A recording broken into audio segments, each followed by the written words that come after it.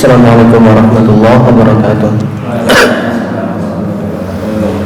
Alhamdulillah nahmaduhu wa nasta'inuhu wa nastaghfiruh wa na'udzu billahi min shururi anfusina wa min sayyiati a'malina may yahdihillahu fala mudilla lahu wa may yudlil fala hadiya lahu.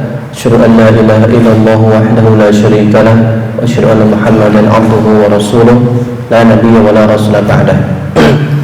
Wa ba'd fa asdaqal hadits kitabullah wa khairul huda huda Muhammadin sallallahu alaihi wasallam wa syarrul umuri muhdatsatuha fa inna kulla muhdatsatin bid'ah wa kulla bid'atin dhalalah wa kulla dhalalatin finnar. Ikhwan fillah rahimani wa rahimakumullah, para jamaah sekalian yang semoga selalu dirahmati Allah Subhanahu wa taala. Alhamdulillah, pada kesempatan yang baik kali ini kita berjumpa kembali di kajian Umdatul Ahkam. Dan pada pertemuan yang telah lalu kita sudah membahas sampai hadis yang ke-9 ya. Sampai hadis yang ke-9. Baik.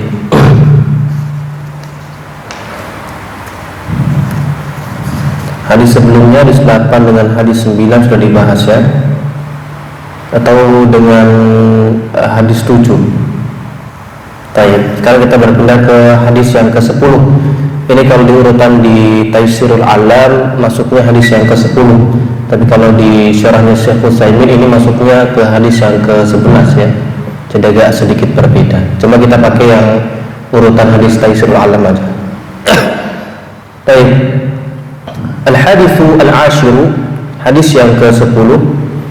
An Nu'aymin al-Mujmiri an Abi Hurairah radhiyallahu anhu an Nabi sallallahu alaihi wasallam annahu qala inna ummati yud'auna yawmal qiyamati ghurran muhajjilina min athari al-wudu'i faman istata'a minkum an yutila ghurratahu falyaf'al. Wa fi lafz akhar ra'aytu Aba Hurairah radhiyallahu anhu yatawadda'u فغسل وجهه ويديه حتى كاد يبلغ المنكبين ثم غسل رجليه حتى رفع إلى الساقين ثم قال سمعت رسول الله صلى الله عليه وسلم يقول إن أمتي يدعون يوم القيامة غرا محجلين من آثار الوضوء فمن استطاع منكم أن يطيل غرته وتحجيله فليفعل. وفي لفظ للمسلمين سمعت خليلي صلى الله عليه وسلم يقول تبلغ الحلية أو تبلغ حلية من المؤمن حيث يبلغ الوضوء. Dari Nu'aym al-Mujmir, dari sahabat Abu Hurairah radhiyallahu anhu, semoga Allah meridhoinya, dari Nabi sallallahu alaihi wasallam bahwasanya beliau bersabda, sesungguhnya umatku akan dipanggil pada hari kiamat dalam keadaan bercahaya wajahnya dan dalam keadaan bercahaya tangan dan kakinya karena sebab wudu. Maka barang siapa yang mampu di antara kalian untuk memanjangkan cahaya wajahnya, maka hendaklah dia lakukan. Baik. Ini hadisnya diriwayatkan oleh Al-Imam Bukhari dan Imam Muslim. Kemudian kalau di riwayat yang lain yang diriwayatkan Imam Muslim saja, redaksi hadisnya sedikit berbeda. Aku melihat Abu Hurairah berwudu, kemudian beliau membasuh wajahnya dan kemudian membasuh tangannya sampai hampir menyentuh pundak ya, sampai hampir ke pundak membasuh tangannya. Kemudian membasuh kakinya sampai betis ya. Jadi kalau tangan tadi hampir sampai pundak, kalau yang kaki sampai betis. Kemudian beliau berkata, aku mendengar Rasulullah sallallahu alaihi wasallam bersabda, ya, inna ummati, sama ya, sesungguhnya umatku dipanggil pada hari kiamat dalam keadaan bercahaya wajahnya, tangan dan kakinya karena sebab wudu. Maka barang siapa di antara kalian mampu untuk memanjangkan cahaya wajahnya dan juga cahaya tangan dan kakinya, maka hendaknya dia lakukan. Dan di hadis Muslim yang lain, ya, masih dari Abu Hurairah, beliau bersabda, aku mendengar kekasihku berkata, perhiasan seorang muslim dipakaikan itu sampai batas wudu, ya, sampai batas basuhan wudu. Jadi di sini disebutkan 3 riwayat sekaligus, ya. Yang pertama tadi dari Imam Bukhari dan Imam Muslim, dan 2 sisanya dari Imam Muslim. Baik, kita coba bedah, ya, redaksi dari hadis ini. Dari yang pertama, ya, dari periwayat hadis ada Nu'aim al-Mujmir. Al-Mujmir ini maksudnya itu orang yang suka membakar bukhur, ya. Bukhur itu wewangian yang dibuat dari kayu yang dibakar. Nah, kayak semacam menyan gitu, ya. Nah, ini karena beliau suka membakar bukhur, maka diberi lakop, diberi gelar dengan Al-Mujmir. Si Nu'aim, si orang yang suka membakar bukhur. Kemudian dari Abu Hurairah, dari Nabi. Nah, hadisnya sesungguhnya umatku. Nah, umat di sini kalau di dalam bahasa Arab secara umum itu maknanya bisa 4, ya. Makna untuk kata ummatun itu bisa 4 secara umum, secara mutlak. Yang pertama bisa bermakna al-jamaah, ya, atau segolongan orang. Sebagaimana firman Allah Ta'ala di dalam Al-Quran, wal takum minkum ummatun yada'una ilal khair. Hendaklah ada di antara kalian segolongan orang yang mengajak kepada kebaikan, ya. Jadi di sini Allah memerintahkan supaya ada segolongan orang yang memerintahkan kepada kebaikan, ya. Nah, di sini ummatun dimaknai dengan segolongan orang, ya. Wal takum minkum ummatun. Nah, hendaklah ada di antara kalian segolongan orang. Kemudian bisa juga kata-kata ummatun itu bermakna agama, ad-dini, ya. Tutlaqu 'ala ad-dini, bermakna agama. Sebagaimana firman Allah, inna hadhihi ummatukum ummatan wahidatan. Sesungguhnya agama kalian itu adalah agama yang satu, yaitu agama tauhid, ya. Inna ummatukum. Nah, di sini maksudnya berarti agama kalian. Ini makna yang kedua. Makna yang pertama tadi umat dimaknai dengan segolongan orang. Kalau yang kedua dimaknai dengan agama. Kemudian makna yang ketiga, kata-kata ummatun bisa juga berarti imam, ya, imam. Sebagaimana firman Allah, inna Ibrahima kana ummatan wahidatan. Sesungguhnya Ibrahim itu dahulu adalah seorang imam qanitan lillah, ya, afwan. Inna Ibrahima kana ummatan qanitan lillah. Sesungguhnya Ibrahim itu dahulu adalah seorang imam yang taat kepada Allah. Nah, di situ ada kata-kata kana ummatan. Nah, itu maksudnya imaman, seorang imam. Kemudian yang terakhir, makna kata ummatun bisa juga berarti waktu, ya, az-zaman. Tutlaqu 'ala az-zamani, bisa bermakna waktu. Sebagaimana firman Allah, wa qala alladziina naja minhuma waddakara ba'da ummatin. Nah, di ayat yang menceritakan tentang ini, ya, 2 orang yang dipenjara bersama Nabi Yusuf alaihissalam. Nabi Yusuf ketika masuk penjara, ya, ada lagi 2 orang juga ikutan masuk penjara. Nah, kemudian 2 orang ini meminta kepada Nabi Yusuf agar ditakwilkan mimpinya, ya. Yang satunya mereka katakan, aku mimpi, ya, saya bermimpi memeras anggur. Dan satunya berkata, saya bermimpi di atas kepala saya itu ada roti dan juga nanti ada burung yang memakan roti di atas kepala saya. Nah, yang bermimpi tadi memeras anggur itu ditakwilkan oleh Nabi Yusuf bahwasanya dia akan menyajikan khamr untuk tuannya, ya, jadi menjadi pelayan lah ya, jadi pelayan yang menyajikan khamr untuk tuannya. Adapun yang kedua tadi, yang mimpi di atasnya ada roti dan juga kemudian ada burung yang makan roti tersebut, ini ditakwilkan bahwasanya dia akan mati disalib dan nanti ada burung yang memakan sebagian kepalanya, isi kepalanya. Kalau yang selamat tadi, ya, Nabi Yusuf berpesan kepada dia ketika dia bebas, ya, tolong terangkanlah keadaan saya kepada tuanmu, ya. Jadi Nabi Yusuf minta supaya dia sebutkan, ya, kepada tuannya itu keadaan Nabi Yusuf, ya. Mungkin nanti bisa membantu Nabi Yusuf untuk keluar dari penjara, ya. Tapi syaitan ini membuat orang yang bebas tadi lupa, ya. Maka disinilah di ayat ini diterangkan bahwasanya berkatalah orang yang selamat dari kedua orang tadi. Nah, berkatalah orang yang selamat dari kedua orang tadi, wadzakara ba'da ummatin, dan dia teringat, ya, setelah beberapa waktu. Nah, wadzakara ba'da ummatin, dia teringat setelah beberapa waktu. Nah, di sini makna ummatin adalah waktu, ya. Baik. Berarti di sini ada 4 makna untuk kata-kata umat, ya. Yang pertama tadi sekelompok orang artinya. Kemudian yang kedua itu maknanya adalah agama, bisa juga. Yang ketiga maknanya adalah bisa juga imam. Dan yang terakhir maknanya adalah waktu, ya, potongan waktu, bagian dari waktu.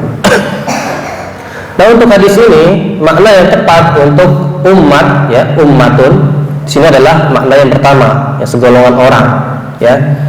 Jadi inna ummati maknanya berarti sesungguhnya, ya, golongan umatku. Nah, sesungguhnya golongan umatku. Yud'auna, nah, ini dipanggil. Ini kalau yang belajar bahasa Arab namanya fi'il majhul, ya, fi'il mabni majhul. Nah, dipanggil ini nanti dipanggil untuk ini, ya, sebagai pemuliaan. Dipanggil sebagai bentuk pemuliaan, tasyrifun wa takrimun. Nanti di hari kiamat, ya, orang itu dipanggil sesuai dengan namanya dan nama bapaknya. Jadi fulan, ya fulan bin fulan, ya, wahai fulan bin fulan. Nah, itu panggilan untuk pemuliaan, ya. Makanya kalau memberi nama anak itu berikanlah nama yang bagus, ya. Kemudian yaumal qiyamah, nah, hari kiamat. Nah, hari kiamat ini kenapa dinamakan dengan hari kiamat, ya?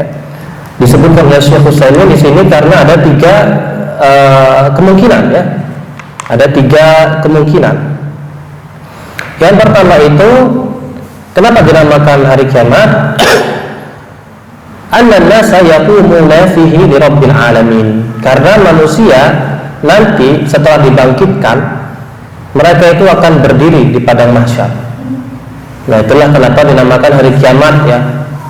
Kiamatun itu asalnya dari qoma yaqumu, ya, artinya berdiri atau, ya, ditegakkan, ya.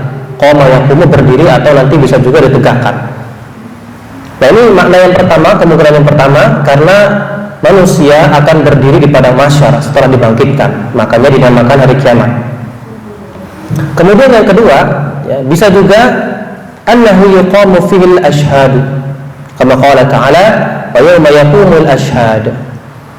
Kemungkinan yang kedua kenapa dinamakan hari kiamat, karena di hari itu, ya, ditegakkan persaksian. Ditegakkan persaksian, ya. Persaksian siapa yang ditegakkan? Persaksiannya para malaikat, para nabi, dan para orang-orang soleh, ya. Jadi nanti ini mereka bersaksi bahwasanya malaikat, para nabi, dan juga orang-orang soleh, orang-orang mukmin itu bersaksi bahwasanya nabi itu telah menyampaikan risalah Allah, telah menyampaikan ajaran Allah, ya. Supaya apa? Supaya orang yang mendustakan tadi, ya, itu tidak punya alasan. Karena nanti ada orang-orang yang mereka berdusta bahwasanya nabi itu belum menyampaikan risalahnya. Nah, ini persaksian para nabi, para malaikat, orang-orang soleh, orang mukmin ini menjadi bantahan bagi mereka. Kemudian kemungkinan yang ketiga bisa jadi karena annahu yuqamu fihi al-'adlu. Ya, kemungkinan yang ketiga bahwasanya kenapa dinamakan hari kiamat, ya, karena pada saat itu ditegakkan di dalamnya keadilan, ya. Hari itu adalah hari di mana ditegakkannya keadilan. Jadi ada tiga kemungkinannya. Yang pertama tadi karena manusia berdiri di padang mahsyar. Yang kedua karena di hari itu ditegakkan persaksian. Yang ketiga tadi karena di hari itu ditegakkan keadilan, ya. Baik. Inna ummati yud'auna yaumal qiyamati ghurran. Sekarang kita berpindah ke ghurran. Apa itu ghurran, ya? Ghurran, ya.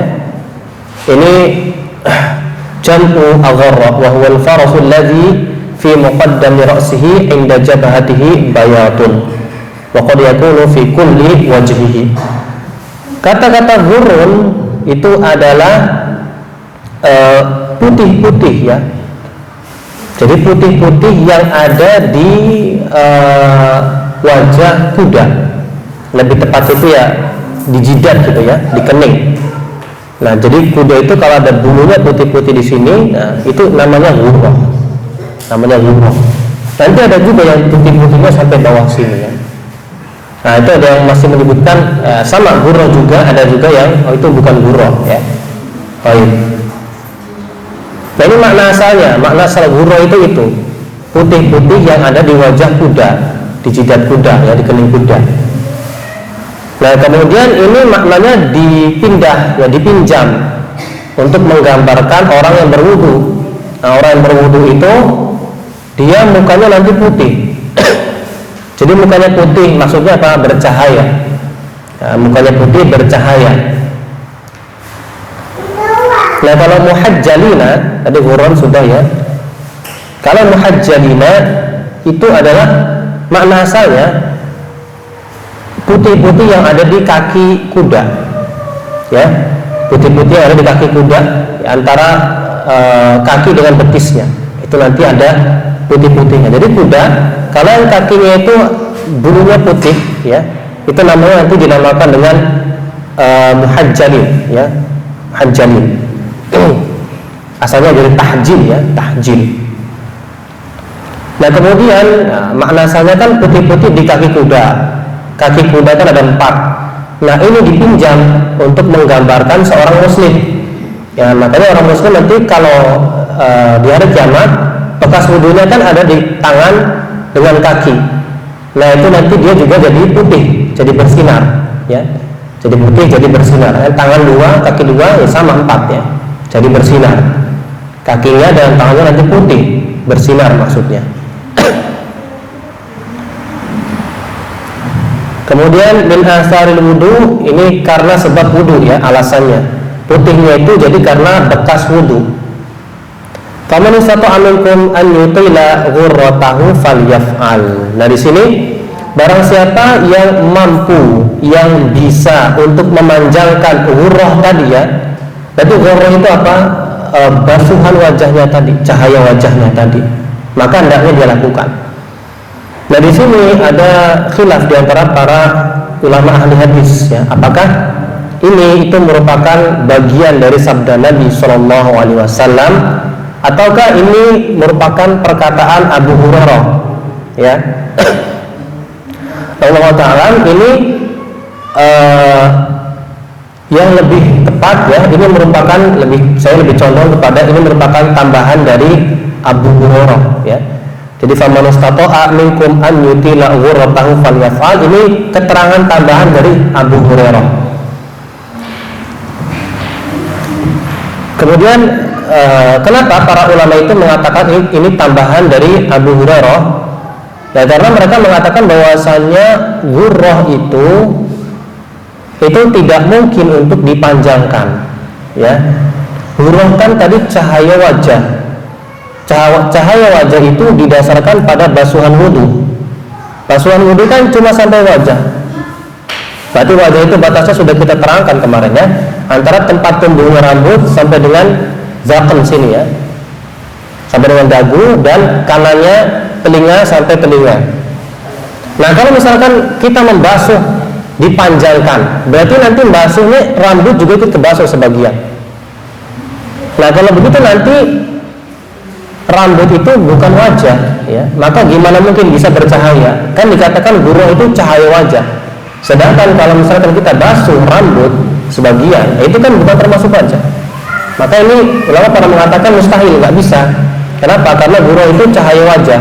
Sedangkan kalau basuh rambut itu bukan wajah. Nah, kemudian kalau misalkan katakanlah, ya kita anggap bahwasanya ya kata-kata ini faman istata'a sampai akhir itu merupakan bagian dari hadis Nabi. Ya, itu bisa kita tafsirkan maknanya bukan maksudnya itu basuhannya batasnya kita panjangkan sampai rambut ke atas, ya. Tapi maksudnya di sini adalah memanjangkan, di sini maksudnya adalah memanjangkan cahaya wajahnya. Jadi kan cahaya, ya, namanya cahaya, ya, itu kan kadarnya beda-beda. Ada yang cahaya misalkan bisa bercahaya 1 meter. Ada nanti lebih terang lagi misalkan 10 meter, ya, 7 meter, itu kan itu beda-beda, ya. Nah, itu maksudnya kata para ulama, kalau katakanlah kata-kata ini merupakan hadis Nabi, maka maksudnya seperti itu, memanjangkan cahaya wajah. Nah, itu gimana caranya memanjangkan cahaya wajah ini? Caranya dengan banyak berwudu, ya. Wudunya diulang-ulang kalau batal wudu, ya. Kalau setiap sholat kita memperbarui wudu, ya. Jadi seperti itu. Maksudnya berarti wudunya itu diperbanyak, bukan malah basuhannya yang kita panjangkan, ya. Baik. Kemudian, nah ini masalah wudu, ya, memperpanjang wudu. Jadi memperpanjang wudu ini diperselisihkan. Nah, adapun kalau tahjil, ya, kalau tahjil ini sebenarnya lebih longgar, ya. Jadi nggak apa-apa kalau memperpanjang tahjil, memperpanjang basuhan tangan, ya, dan juga kaki. Kalau ini tidak mengapa, ya, tidak mengapa. Dan ini merupakan murni, ya.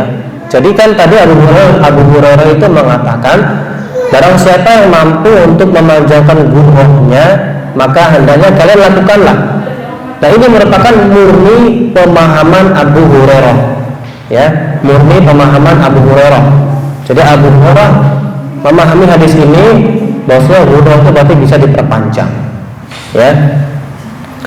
Nah, atau bisa kita katakan berarti cara wudu seperti ini itu mazhabnya Abu Hurairah.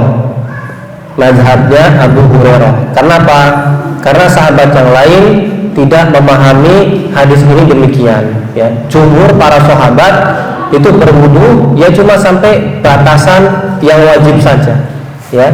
Tidak sampai ditambahkan misalkan wajah sampai rambut, ya. Tangan sampai hampir ke siku, hampir ke bahu, ya. Kaki sampai ke betis, enggak, ya. Jadi kebanyakan, ya, wudunya ya sama atau ya seperti yang diajarkan Nabi, ya. Kan Nabi juga tidak ada riwayat yang menerangkan Nabi itu wudunya, ya, dilebih-lebihkan, ya, dilebihkan dari kadar yang wajib. Baik, maka di sini bisa kita ketahui bahwasanya berarti di sini pendapat Abu Hurairah ini kurang tepat, ya. Pendapat Abu Hurairah ini kurang tepat. Dan perlu diketahui kaidah dalam masalah apabila perkataan satu sahabat dengan sahabat yang lain itu bertentangan, maka kita tidak bisa menjadikan misalkan perkataan A sahabat satu ini untuk mengalahkan perkataan B, perkataan dua. Juga sebaliknya, perkataan sahabat yang kedua kita gunakan untuk mengalahkan, ya, perkataan sahabat yang pertama. Ini nggak bisa, ya, tidak bisa. Kalau gitu gimana, apa yang harus kita lakukan? Yang kita lakukan adalah kita kembalikan ke tuntunan Nabi SAW. Kita kembalikan ke apa-apa yang diajarkan oleh Nabi SAW. Mana yang lebih dekat, ya, mana yang lebih dekat. Baik.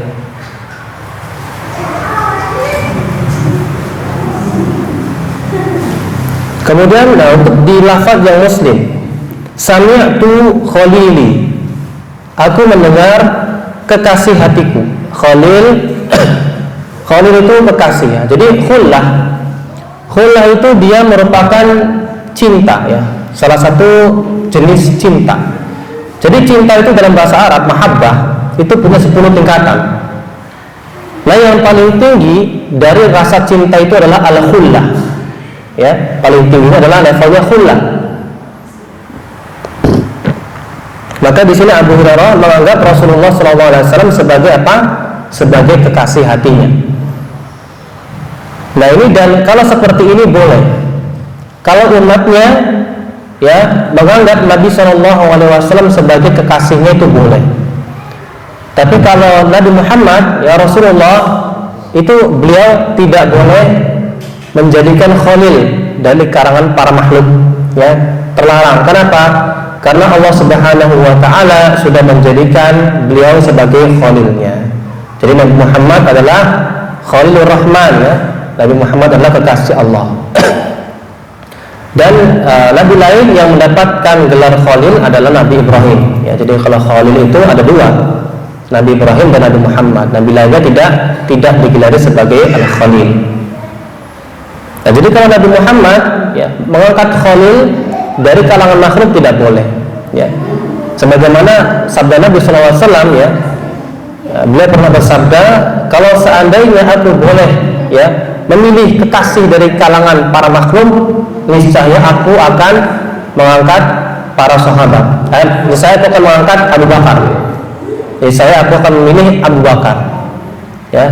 Lakin ittakhadhani Allahu khalilan. Akan tetapi Allah telah memilihku sebagai khalil, maka beliau itu tidak boleh memilih seorang khalil. Baik. Jadi perkataan misalkan kita juga mau meniru Abu Hurairah, ya. Kita mau meniru Abu Hurairah mengatakan Rasulullah adalah kekasih saya, itu boleh-boleh saja, ya, tidak mengapa. Kemudian sami'tu khalili yaqulu tablughul hilyatu minal mu'mini haitsu yablughul wudu'u. Perhiasan seorang muslim, seorang mukmin nanti di akhirat dipakaikan sampai batas wudu, ya, sampai batasan wudu. Jadi kalau tangan berarti batasannya sampai mana? Sampai siku, ya. Dipakaikan nanti sampai siku. Kalau kaki berarti sampai mana? Sampai mata kaki, ya, sampai mata kaki. Nah, kalau tujuan wudu itu supaya perhiasannya, ya, bisa dipakai misalkan sampai sini, hampir ke bahu, ya. Kita panjangkan basuhan sampai hampir ke bahu, biar nanti ketika hari kiamat, ketika di surga misalkan, itu perhiasan kita sampai ke sini, nggak sampai ke situ aja. Nah, ini sebenarnya kalau ditinjau ulang, ya, itu perhiasan, katakanlah misalkan gelang, ya. Kalau misalkan dipakai sampai dengan siku, itu masih kelihatan bagus, ya, masih kelihatan normal. Nah, tapi kalau misalkan gelangnya dipakai sampai dengan mendekati bahu, nah, ini kan kelihatannya aneh, ya, kelihatannya aneh, ya, malah ya mungkin lucu juga, gitu. Demikian juga kalau kaki, ya, kaki misalkan, ya, bagusnya itu ya di sekitaran mata kaki, ya. Kalau misalkan berhiasannya sampai dengan setengah betis, itu kan malah aneh, ya, malah kesannya tidak ini, ya, tidak bagus gitu, lucu, ya. Nah, jadi seperti itu. Hadis ini tidak bisa dipahami demikian, ya. Ingin perhiasannya sampai ke bahu, maka dipanjangkan basuhannya, ya. Kemudian mengenai basuhan ini juga, ya, ada keterangan dari Nabi Shallallahu Alaihi Wasallam bahwa Nabi Shallallahu Alaihi Wasallam bersabda, "Man zada ala hadhihi faqad asaa wa zalama." Nah, jadi Nabi itu pernah berwudu, kemudian setelah berwudu beliau bersabda, barang siapa yang menambah, ya, wudu ini, ya, maka dia telah berbuat buruk dan telah berbuat zalim, telah berbuat jahat dan telah berbuat zalim. Nah, ini berarti kalau kita menambah-nambah basuhan, itu berarti kita telah berbuat apa? Berbuat jahat dan berbuat zalim, karena ada hadis larangannya. Faman zada ala hadza faqad asaa wa zalama. Ya, walaupun ulama lain menafsirkan bahwasanya menambah di sini itu bukan maksudnya menambah basuhan tangan sampai hampir bahu, wajah sampai rambut. Tapi maksud dari zada menambah di sini adalah menambah jumlah basuhannya. Jadi menambah basuhan lebih dari 3 ya, lebih dari 3. Dan ini kalau ini pendapat ulama Syafi'iyah ya. Pendapat ulama Syafi'iyah itu maksud dari menambah di sini itu menambah jumlah basuhannya, bukan menambah kadar basuhannya. Kalau kadar basuhannya tidak mengapa katanya. Baik. Ini hadis yang ke-10 ya, kita sudah selesai. Sekarang kita berpindah ke sebentar ya. Nah sekarang kita masuk ke bab baru ya, berarti ini hadis ke-11 ini masuknya di bab baru. Babu dukhulil khala'i wal istiqamati.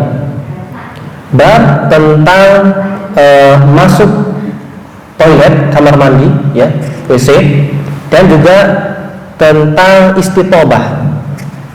Tentang istitobah. Istitobah terjemah bebasnya itu cebok ya. Istitobah terjemah bebasnya itu cebok. Jadi bab masuk WC dan juga cebok. Ya, ini istitobah ini dia ada yang membedakan. Dikatakan bahwasanya, ada yang berkata bahwasanya istitobah itu cebok, tapi khusus yang menggunakan batu atau tisu.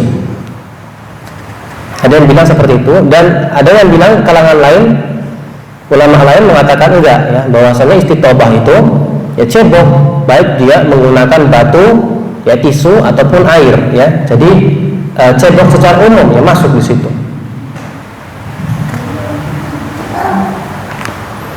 Nah, kita masuk ke hadis yang ke-12 ya. Taisirul Alam ini 12 atau 11 ya, 11.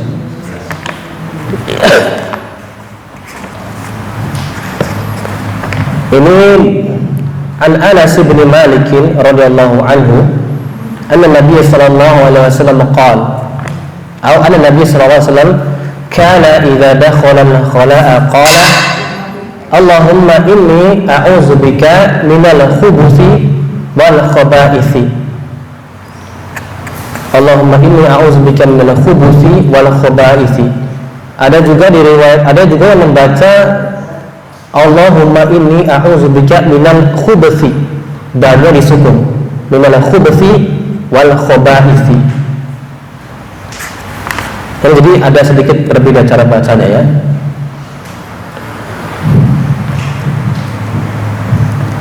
Nah di sini maksud dari apabila atau tadi kan ada kana ya, kana iza dakhala, apabila Nabi itu masuk ke dalam toilet, kamar mandi ya, atau dulu itu belum dinamakan toilet ya.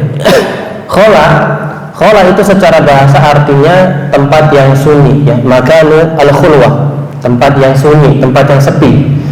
Jadi kan kalau dulu itu tidak ada bangunan seperti WC yang memang disiapkan untuk buang hajat ya.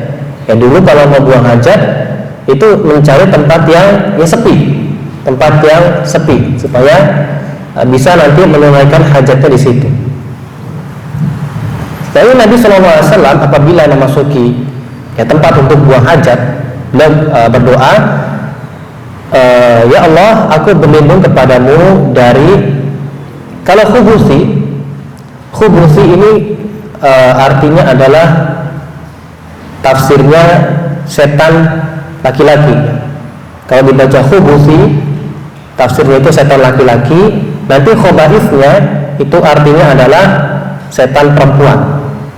Artinya adalah setan perempuan. Tapi kalau dibaca khubuthi, banyak disukun, itu nanti maknanya jadi kotoran ya. Jadi aku ya Allah, aku berlindung dari kotoran dan segala macam jenis kotoran. Jadi beda harokat, nanti beda makna ya. Baik.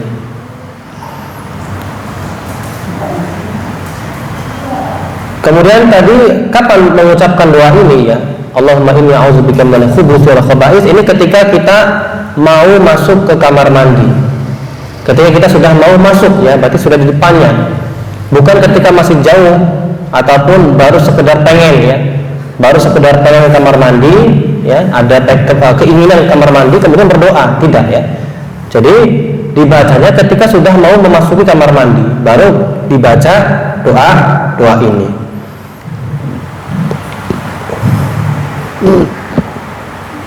Kemudian dari hadis ini diketahui bahwasanya ya, kamar mandi, WC, toilet itu merupakan markasnya setan ya, markasnya setan. Sekaligus ini menjadi penegasan bahwasanya ya syaitan itu memang ada ya, syaitan itu memang ada. Dan di antara kesalahan sebagian orang ya ketika membangun kamar mandi, toilet ya, itu membangun kamar mandi dengan mewah ya, bangun kamar mandi dengan mewah. Supaya apa? Ya, nanti dikasih shower di keramik ya, dihias sedemikian rupa ya. Supaya apa? Supaya nyaman dan bisa berlama-lama ya. Padahal apa? Padahal ini adalah tempatnya syaitan ya. Maka tidak selayaknya seperti ini ya. Kamar mandi dibuat nyaman iya, tapi tidak untuk berlama-lama karena itu adalah tempatnya syaitan. Kemudian kita coba lihat di penjelasan Syekh Utsaimin ya, ada tambahan enggak?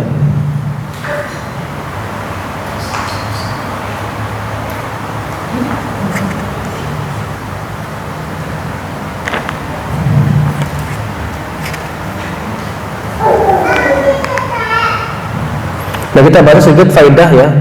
Faidah dari hadis ini disampaikan oleh Syekh Utsaimin.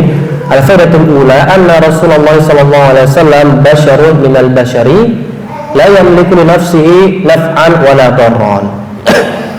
Bahwasanya Rasulullah sallallahu alaihi wasallam itu ya merupakan makhluk. Beliau itu adalah makhluk ya.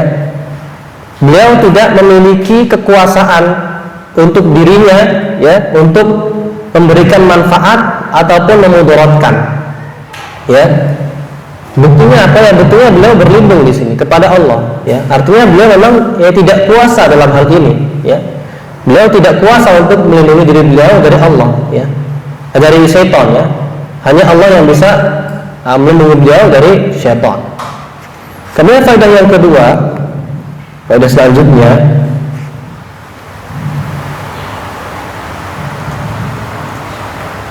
ya, kamalu tauhid Rasulullah sallallahu alaihi wasallam haitsu lam yalja ila ahadin illa ila Allah azza wa jalla wa lam yaltaji ila ahadin siwahu wa la syakka anna Rasulullah sallallahu alaihi wasallam akmalun nasi tauhidan. Faedah kedua bahwasanya dari hadis ini kita mengetahui bahwasanya ya Rasulullah sallallahu alaihi wasallam itu tauhidnya sempurna ya, di mana beliau itu tidak bersandar ya, tidak meminta tolong kepada seorang pun kecuali Allah ya, dan beliau tidak bersandar kepada selainnya, dan tidak diragukan lagi bahwasanya Nabi SAW adalah orang yang paling sempurna tauhidnya dan ibadahnya. Baik. Kemudian faedah selanjutnya isbatus syayatin. Ini tadi sudah disinggung ya. Faedah selanjutnya itu menetapkan bahwasanya setan itu ada ya, bukan cuma sekedar khayalan, memang ada mereka itu. Dan ini sudah sabit ya, ini sudah valid dengan dalil Al-Quran dan Sunnah dan juga ijma' para kaum muslimin. Oke, kita ambil satu hadis lagi sedikit ya, setelah itu baru kita akhiri. Sekarang kita masuk ke hadis yang ke-12. Al-haditsu tsani asyara, hadis yang ke-12. An Abi Ayyub Al-Ansari radhiyallahu anhu qala Rasulullah sallallahu alaihi wasallam idza ataitumul gha'ita fala tastaqbilu al-qiblata bil gha'iti wala tawli wala tastadbiruha lakin sharriqu aw gharribu. Qala Abu Ayyub faqadimna asy-syama fawajadna marahida qad buniyat nahwa al-ka'bati fayanharifu anha wa nastaghfirullah azza wa jalla. Dari sahabat Abu Ayyub Al-Ansari radhiyallahu taala anhu, dia berkata, Rasulullah sallallahu alaihi wasallam bersabda, apabila salah seorang dari kalian itu mendatangi toilet WC, maka janganlah kalian menghadap kiblat ya, manakala kencing dan juga berak, dan jangan pula membelakanginya. Akan tetapi menghadaplah ke timur atau ke barat. Kemudian Abu Hurairah berkata,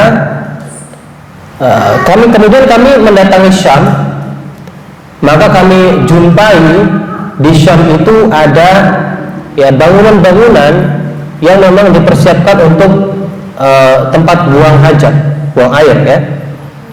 Itu telah dibangun tapi menghadap kiblat.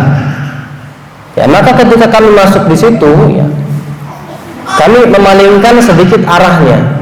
Kami beradaptasi. Jadi kan kalau ikut spesifikasi bangunan itu, ya, nanti kloset itu ibaratnya ngadepnya ke kiblat. Ya, maka kami itu ya ubah sedikit posisi buang hajat kami supaya enggak ngadep ke kiblat. Dan kami di dalam hati beristighfar kepada Allah, memohon ampun kepada Allah. Baik. Al-ghaid di sini idza ataitumul ghaita, apabila kalian mendatangi ghaid. Ghaid ini makna asalnya adalah tempat yang rendah. Kenapa? Karena dahulu orang-orang itu ketika buang air kan belum ada bangunan WC. Itu mendatangi tempat yang rendah. Kan kalau tempat yang rendah itu nggak kelihatan. Orang kalau buang hajat, buang air itu nggak kelihatan. Tapi kalau misalkan tempatnya yang tinggi, ini malah kayak pameran ya, dipertontonkan gitu. Ya, malah kelihatan nanti. Kalau rendah malah nggak kelihatan. Nah, makanya orang dulu itu kalau buang hajat cari tempat yang rendah. Nah, kalau sekarang makna al-ghaid ini bisa juga bermakna untuk kotorannya itu sendiri ya. Jadi ghaid bisa bermakna tempatnya ataupun bisa bermakna kotorannya. Maka janganlah kalian menghadap kiblat ketika kencing dan berak, dan juga jangan pula membelakanginya, akan tetapi menghadaplah ke barat atau ke timur. Nah, di sini Rasulullah SAW itu berkata menghadaplah ke timur atau ke barat ini untuk penduduk Madinah, di mana penduduk Madinah itu kiblatnya ada di arah selatan. Makanya Rasulullah suruh mereka menghadap ke timur atau barat. Karena kalau menghadap selatan ya otomatis menghadap kiblat. Kalau menghadap ke utara otomatis membelakangi kiblat. Nah, di sini penting ya mengetahui konteks hadisnya. Kalau misalkan kita tidak mengetahui konteks hadis ini tentang adab kencing ya, Rasulullah bersabda menghadaplah ke timur atau ke barat.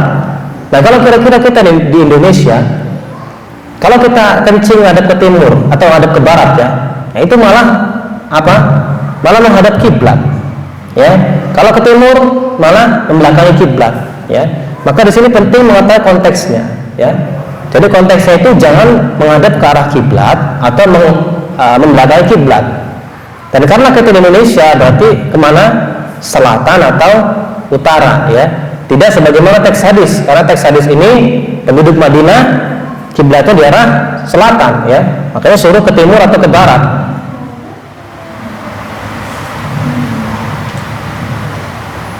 Nah, kemudian tentang WC di Syam ya. Jadi ketika kaum muslimin itu nanti setelah Rasulullah SAW wafat itu kan menaklukkan beberapa wilayah. Nah, termasuk yang ditaklukkan adalah wilayah Syam ya. Wilayah Syam itu sekarang mencakup Jordania ya, Palestina dan juga Syria atau Lebanon juga masuk kayaknya ya. Nah, itu daerah Syam kalau zaman dahulu namanya.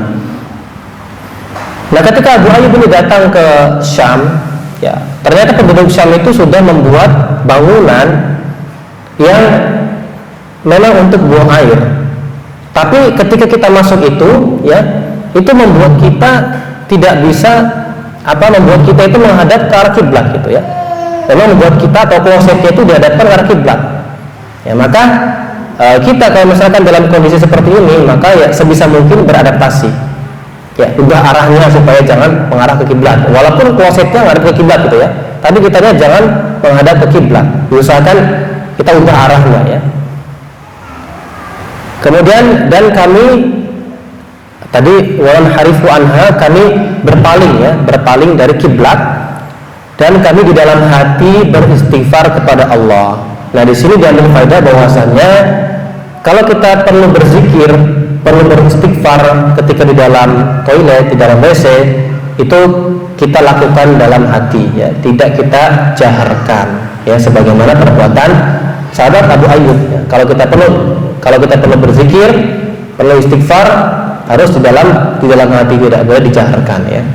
Karena tidak boleh menyebut nama Allah di dalam WC. Baik.